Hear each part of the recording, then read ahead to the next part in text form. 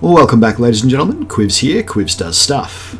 This is our fourth tutorial in my Minecraft RTX series, I suppose. The ray tracing is optional, but hey, I'm playing with ray tracing on. In this video, we will be creating a cow farm. It's essentially just a basic room to keep cows in, but there are some nuances that go with the design of my house that change the way you build it. And some other bits and pieces I'm going to describe about how I particularly breed cows. Now you may notice, I'm going to bring it up full screen, I now have my world and a copy of my world, because if something happens during the course of the Let's Play and I need to go back and recreate the video, if I don't have a copy of the world from before I changed it, I can't go back. So I need to have a copy so that I can delete the one that was modified and then something went wrong so that I can go back to the copy. And in fact, this is the second time I'm attempting this video because that exact thing happened while I was recording. I got a phone call and it ruined the whole video because I had to stop. And you know, I could have just edited it out, but it's just no. Let's just not. So let's jump on in. So we are exactly where we left off at the end of our third video, which was how to create a tree farm. Now, next to this tree farm, so yes, here we are. A beehive is still there. I assume the bees are still there, but I don't know. I haven't looked in a while. Yes, this is what we look like. We're in our Halloween costume. I should get a better skin. I normally have a skin that I made myself, but it only works on the Java edition. It doesn't appear to work on the Bedrock edition. I don't know how to import a Java skin into the Bedrock edition. Right, so here's our tree farm. The trees have grown on their own, which is always nice. It's good when you don't have to use bone meal. So if I need wood, I can get wood. But I don't need wood at the moment. I've got enough wood. So we'll just leave those to sit there. And I was about to say grow, but they don't grow any further. They literally just sit there now. Our wheat farm is coming along. Lots of wheat now, as you can see. I have dug out these rooms, which before were just placeholders. When I start creating this cow farm, I will be just creating a placeholder. I am going to sort out this though. I'm just going to sort of get all the wheat that I think is going to drop seeds, because some of the ones that aren't golden enough will drop wheat but will not drop seeds as well. And I need the seeds too. So that one and that one and that one. But I think none of those in that corner are sufficient. Right, and then we replant all these seeds. Soon we will have a full 64 wheat planted in here. When we do, we will also create a compost bin for infinite bone meal, because we will start having, we'll end up with more seeds than we know what to do with, and the best thing to do with them then is just to... I missed one.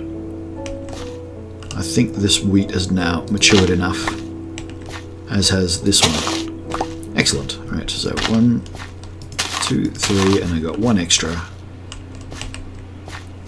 4. Cool. That'll do for now. Let's not get overburdened with wheat farming. What we really need to do is begin our cow farm. So I'm going to make another 9x9 room beyond this 9x9 room, because that's how we do it. So these are like galleries, and off each gallery, 9x9 room, in the walls of those galleries will be other rooms that contain things like a nether portal, or a tree farm, or a wheat farm, or... okay, the passive spawner actually goes in the middle of a gallery, but that's just because I think it looks cooler. A staircase to the bottom of the level, perhaps, will be something that goes off the room. Pumpkin farms, melon farms, whatever we can find. Cocoa farm, although I haven't seen any tropical jungle anywhere near. So there's a very good chance we might not get cocoa for a very, very, very, very long time, because we'll probably have to go really far afield. All right, wait. So this is the start of the next 9x9 room. It will, in principle, look exactly like this room when I dig it out, but for now, I'm just digging out the bit that I can use and placing torches so that there's nowhere dark in the room where mobs can spawn. Right, this will be the door. No, it won't. You know why that won't be the door to the cow farm? Let me show you. This is my tree farm. It's 10 by 10. This room is 9 by 9. This is the first square of a 10 by 10 room. So this is the 9th square. That is the 10th square. That is the wall of that 10 by 10 room. So the cow farm actually needs to start here rather than there. Alright, but other than that, we're going to make an 8 by 8 room. So 1, 2, 3. Haha, okay, let me define that. This one square doesn't count as part of the 1, 2, 3 because that is the door, essentially. So the 8 by 8 room is beyond the door, begins beyond the door. So if you want, you can go 1, 2, 3, 4 in, but I like to go ignore this one, dig it out, but then just ignore it and then go 1, 2, 3, torch. 1, 2, 3, torch.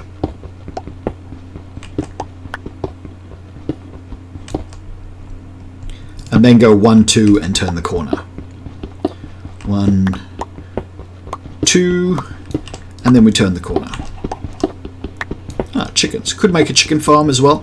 This farm, all my farms for animals are identical in size and shape. I'm going to go make some pickaxes because I know that this pickaxe breaks.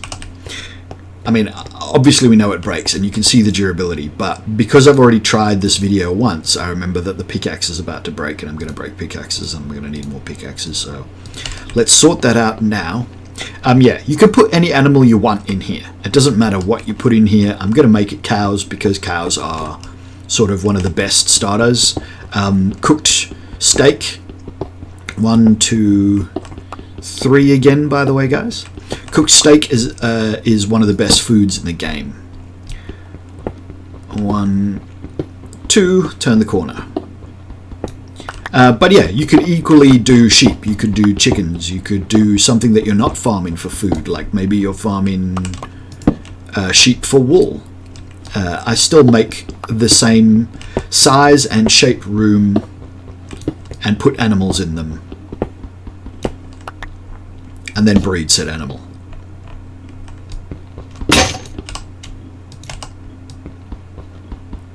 Oh, bit of lag, that block didn't disappear. 1, 2 and turn the corner. Go forward 1, 2, which is the third block because we're standing on block 1. Go forward 3.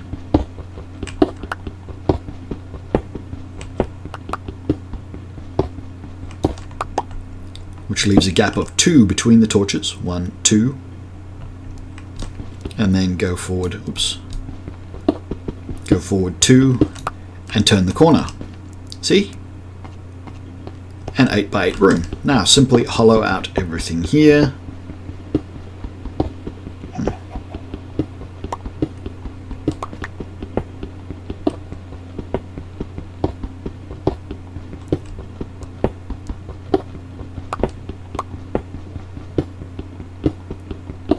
And then we will dig out the floor and replace it with dirt because I just prefer the cows to stand on dirt in the meantime.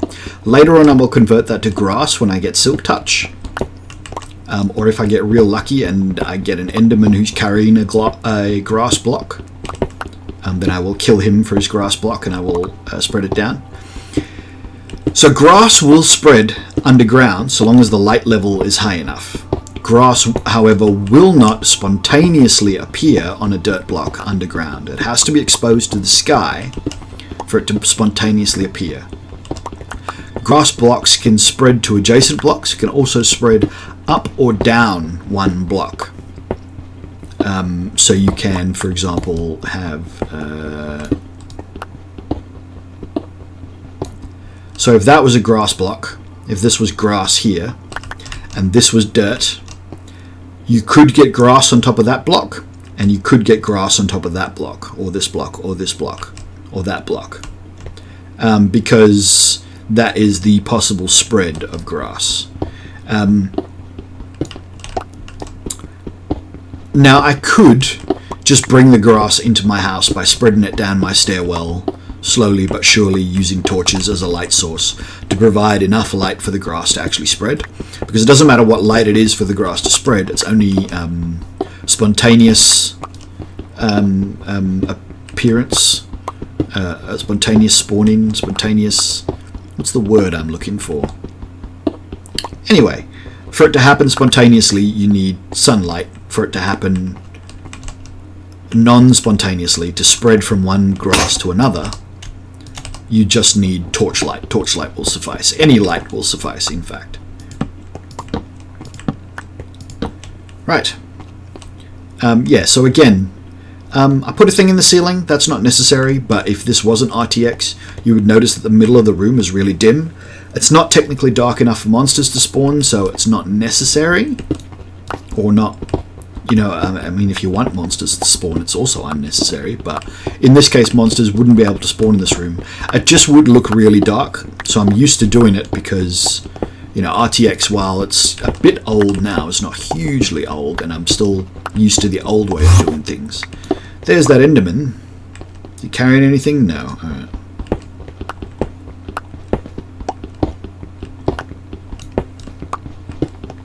In the previous edition of this video, I fought 2 Endermen, just because now that I have enough food to regen health, I can absolutely fight Endermen at will. Like if I want to fight an Enderman, I can totally just fight an Enderman, because I can respawn, regen health now that I have enough food. But I'm not going to bother this time. This time instead, he's welcome to just wander around the house, do whatever he feels like doing. I don't care. Go and pick up a grass block and bring it back here.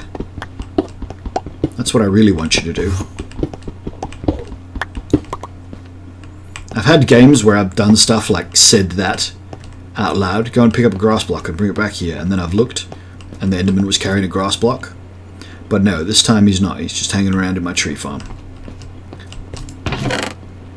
They do occasionally be a nuisance. That's not good English at all.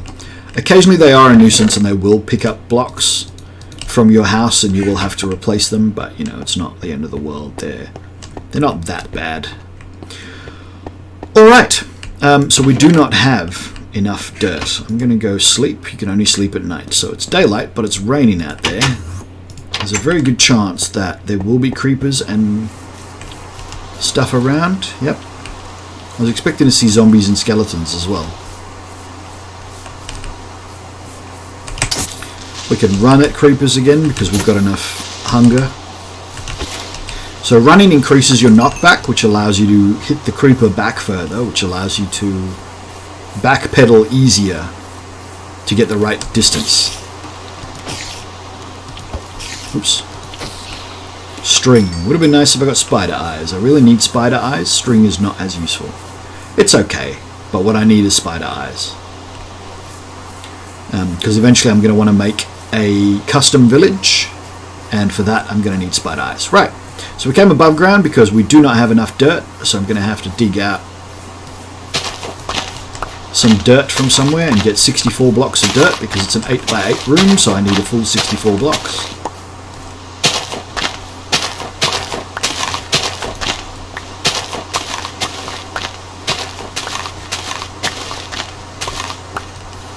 Doesn't matter where I get it from, I just need dirt.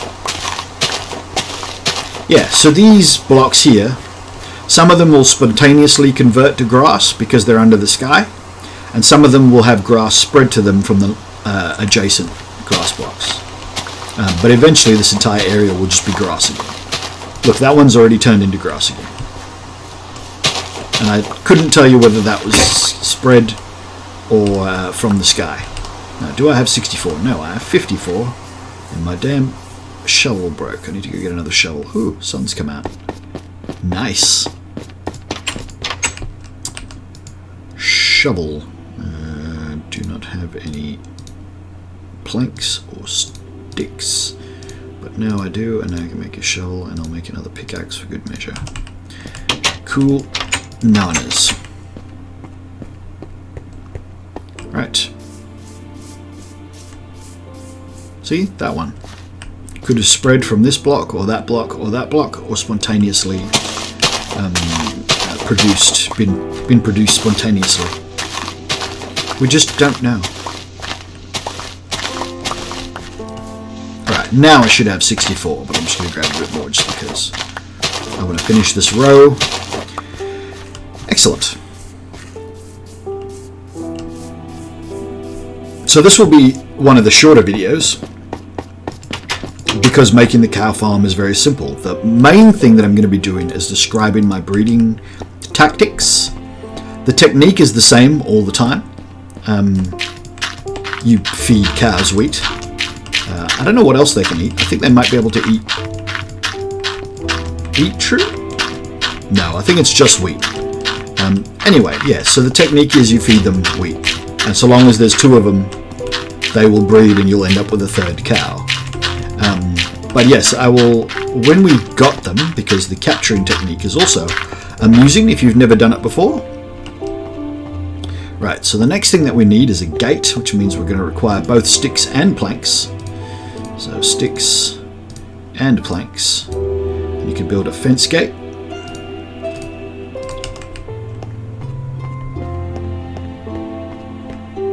You can place that in here, which prevents the cows from getting out.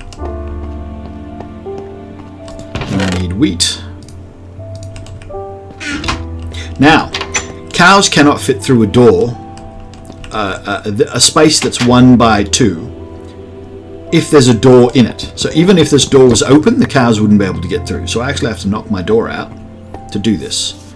Alright, let's not attract every other animal in Minecraft. Let's go and get these 2 cows that I saw up here that have probably, I don't know, fallen down a hole and died or something stupid. Because that's just typical Minecraft. Like, you see a cow, you go to get the cow, and the cow is no longer there because it died, or yeah, fell down a hole, or something dumb. Anyway, that's kind of cool. There's some iron on that wall as well. Not much, but there's a horse. Of course, but nobody needs a horse, of course. Unless, of course, you want a horse. And you want to call him... I'm going to stop there because at some point I'm sure I'm breaching copyright. Or is that old enough that it's public domain? I don't think so. Right, we got 1 cow. That's a start. I need to go and get another one after this, but 1 cow will, you know, like I said, is a start. You've got to start somewhere, and starting with 1 cow is where you start. So long as you're holding wheat in your hand, the cow will follow. Get him to follow you all the way to your newly prepared room. Get him to come inside. Close the gate behind you. Poor cow is really looking forward to that wheat, but that's alright, we don't want to give him wheat just yet. We want to find another cow. I'm going to try over closer to the village. I think there might be some in the village, so if worse comes to worse, we'll have to actually open the gates in the village and steal their cows, but hopefully there'll be one around here somewhere. No? I haven't been over to the village yet. Not in this game. I've been over there in creative when I was trying to find a suitable seed. I'm not going to now either. I'm going to purposely leave that for a later date. I might even make a video where I just visit the village. There is another village as well. I think it's over there. Or was it over there? There's more than one village around here. I haven't been to the abandoned, the destroyed portal yet either. Could go over there and there's some resources that you can get out of it, for example. You can turn it into a new portal if you want. Couldn't find enough sheep when I first started, and now there's like infinite sheep. It's very annoying.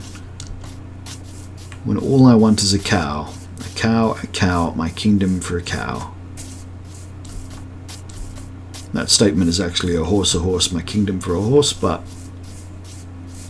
I've got a horse and I don't need a horse. Maybe you want a horse. That's cool.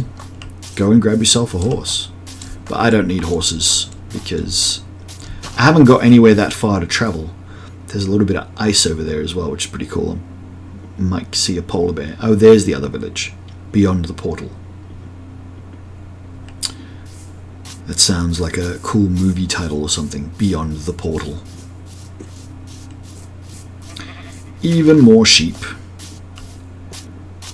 Useless sheep.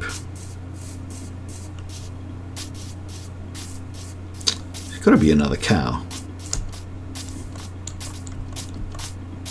There's one. You weren't here before, or you just hiding behind the ridge. Must have just been hiding behind the ridge and I didn't see him.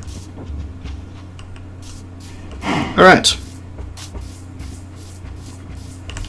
Once you have 2 cows, you are in a perfect position to produce the rest of your sheep farm. I mean, that horse, I don't think that horse was there. Suddenly there's a horse there. There was a really nice black donkey around here as well that I was kind of interested in, but you know, it's only a donkey, so I don't really mind. Alright. You still following? Yes. Yes. Whoops. There we go. Come on. I want to be able to put my front door back on.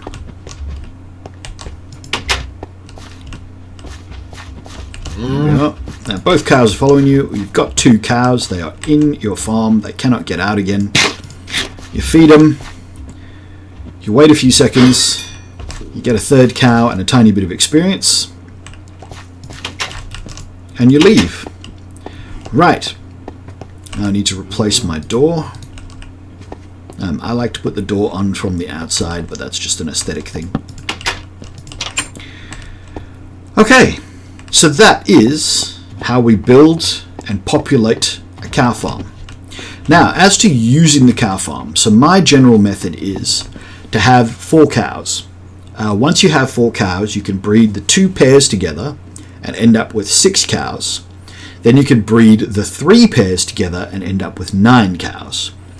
Then you slaughter 5 of those cows and you end up back at 4 cows.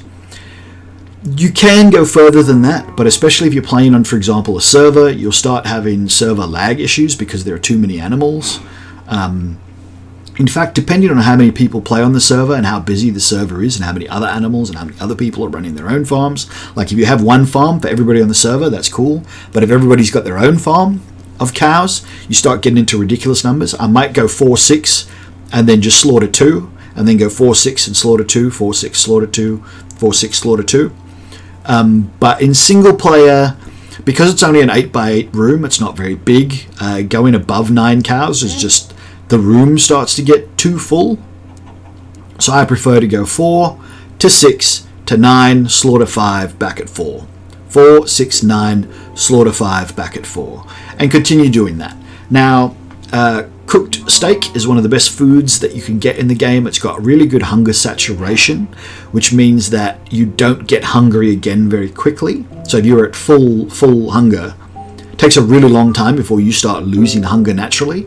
If you sprint, you lose hunger faster, but sprinting, attacking, I think blocking, maybe jumping, but I think maybe jumping isn't. Maybe swimming. Anyway, there are different things that actually affect how quickly you lose hunger. I'm absolutely sure sprinting is one of them. And saturation is how long it takes before is the other end of that spectrum. So one makes you less likely to lose hunger, that's saturation. One makes you more likely to lose hunger, and that is strenuous activities like sprinting. The saturation on cooked steak is very high. It's one of the highest in the game. I think the only thing better than it is golden carrot. Or possibly, is it a notch apple? Or is it just a golden apple? Or is it just a golden carrot? I think it might be just the golden carrot. Or maybe glycerine melon as well. But I'm not really sure about all that. But yeah, it's one of the highest in the game. So it's an extremely good food source. The raw steak is also pretty good to trade with villagers. If you get a villager and you can get yourself a butcher villager, that's a really good trade thing with villagers. You can definitely trade them for raw steak and they will be reasonable about it.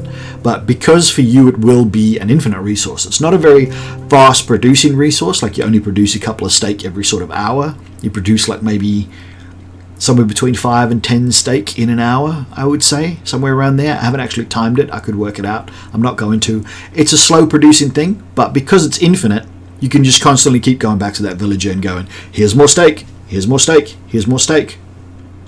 And you'll eventually get a lot of emeralds that way, which you can then trade other villagers for more useful things, like, for example, tools and armor and, I don't know, terracotta, if that's your thing. Cows also drop leather, which is required for books.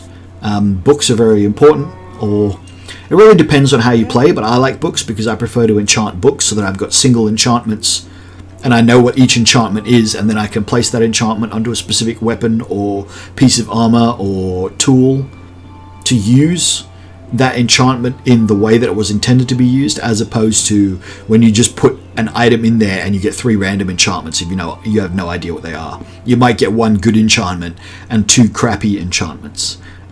You're better off having a tool, let's say your diamond pickaxe. You've got your diamond pickaxe, you want to get silk touch, make books, enchanted books, until you get a book of silk touch and put silk touch on it.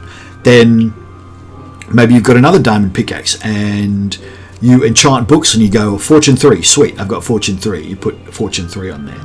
I don't know if any villagers will trade you enchanted books for emeralds, but at some point you will end up with too many books. You will end up with a whole bunch of crap. Often you will look at the enchantment table and all 3 levels of enchantment is nothing you want. You don't want to put them on a book because it's like, well, I don't want any of these. Yeah, there are ways around that and dealing with that. We'll get to that in the future. We're a fair way away from that at the moment. So that is farming. That is farming tactics. My particular farming tactics, like I said, I will give you the numbers again. 4 cows. Breed them to 6 cows. Breed those 6 cows to 9 cows. Slaughter 5 cows to get back to 4 cows.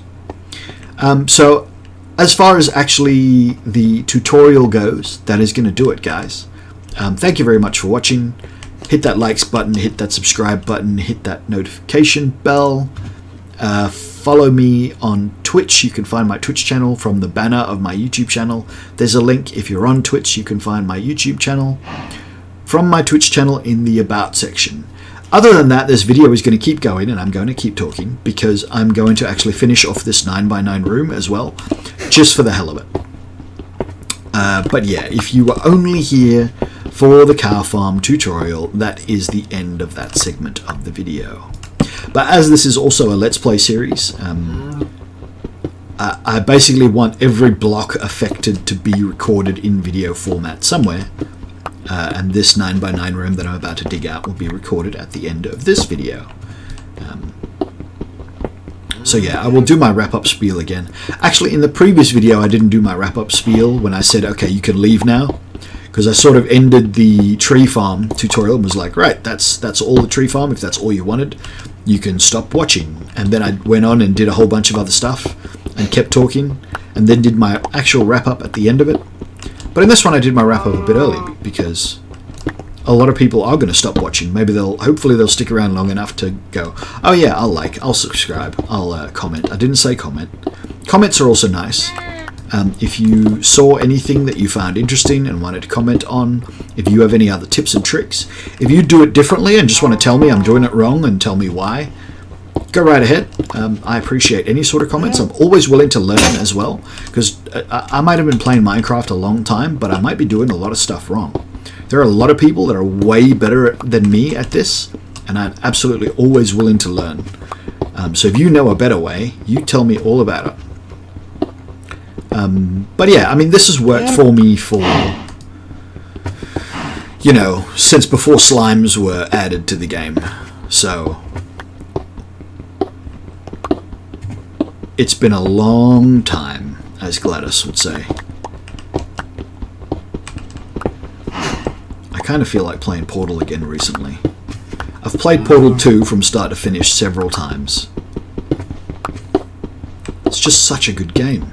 I still want to play it again, which is really weird because it's a single player game and I know everything that happens. I know half the puzzles, but the actual gameplay loop is so satisfying. Like, it's so well balanced that even if you know how to solve the puzzle, solving the puzzle again is super satisfying. Not to mention the voice acting is excellent. The story is pretty good. Yeah, it's just really good. Portal is an excellent game. I believe the original Portal was an intern project, same as the original Team Fortress, I think. They basically got given the Half-Life engine. The interns were allowed to play with the Half-Life engine, and they came up with this cool game called Team Fortress. And then they were allowed to sort of run with it, and eventually became a real game that Valve sold. And the same, Team Fortress 2 was a more, what's-his-face development, a more concentrated development, because they already had Team Fortress, and they're like, oh, well, this did really well, we should definitely do that again.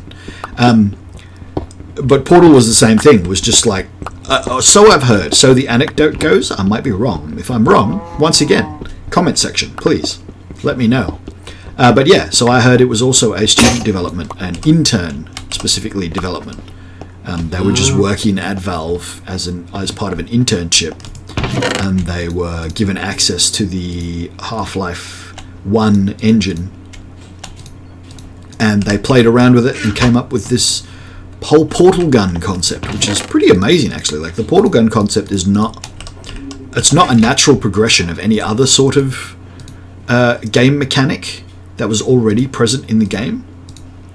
It's really very unique and new, and I mean, it's changed the way we think about gaming. I mean, now there's competitive shooters based around the portal gun. I forget what it's called, but there is a competitive shooter based around the concept of the portal gun. And yeah, Portal was great. The original Portal was fantastic. And then Portal 2, when they probably didn't expect Portal to be that good. I believe Portal 1 was free. Like, it just came free with the original Orange Box. And then Orange Box 2 came with... Orange Box came with Portal and Team Fortress 2. And then Team Fortress 2 became free to play. It's free to play now. It didn't used to be free to play. I believe you used to have to pay for it. But it was like something piddly, like a few dollars or whatever. It was really cheap. But yeah, buying Orange Box was just a good way of getting it anyway. So I initially didn't buy. I had friends who really wanted me to play Team Fortress with them, and so they bought me Orange Box just because they really wanted me to play it. They could have just bought me Team Fortress for less, but the difference in price between Orange Box, which was all of Half-Life 1 and I think 2, or was it just all of Half-Life 1 at the beginning? It might have just been all of Half-Life 1 way back when I got Orange Box. Might be different now. Yeah, they got that for me because the difference in price was like $2-3 Australian. So I was like, well, I might as well get you all of these games and Team Fortress that I want to play with you if I'm going to do it. Back then, I used to spend like no money on Steam games. I had like 2 things on Steam that I occasionally played. Now I have over 200 games. I think I've cracked 250. There we are, 64 wheat, which means I'll save it for the next video, whenever that is. It'll be one of the first things I do, but we'll make a composter, because a composter is good. Oops. Cool. Right. I should dig this room out as well. I'm going to dig this room out as well. Because, no, I'm not. Let's, I won't put them back, but I'm not going to. Because the next video is going to take place entirely in this room. So I might dig this room out as part of that video. Is it daylight up there? It's still daylight up there. Oh, screw it. We'll do it from inside our house. Wrap up. Wrap up. So thank you very much for watching, guys. I hope you enjoyed this video. If you did, and you're watching on YouTube, definitely hit that like button. Definitely hit that subscribe button. Makes it nice and easy to find all my content all in one space. There's like 100, 200 videos now. Got all sorts of stuff. Oh, pardon me. Hit that notification bell. It's super random when I go live. You never know when it's going to be. I play a lot of things live. I tend to play things for a little bit and then stop playing them and then start playing them again later and have to start again because I'm incompetent like that. So if you're the sort of person that gets really attached to someone's playthrough of a game, Don't get too attached to mine, because I tend not to finish things. We'll see how far I get with Minecraft, but hopefully I do more of this. So yeah, definitely hit the notification bell. Like I said, if you'd like to find my Twitch channel, which is another place you can watch, the link to my Twitch channel is on the banner to my channel.